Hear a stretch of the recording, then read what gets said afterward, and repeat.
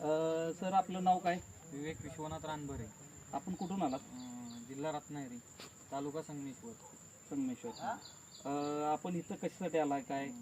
आम्हाला एक समजलं की तुमच्या इथं खत चांगलं भेटतं, गांडूळ खत. त्यांना माहिती मिळाली होती चांगली, त्यामुळे आम्ही इकडं आलेलो. ते आम्हाला खत काजू लागवडीसाठी हे करायचं, काजू लागवडीसाठी टाकायचं. आता आपल्याकडं बऱ्यापैकी खिलार गाय आहेत आणि खिलार गायपासून आपण बनवतोय.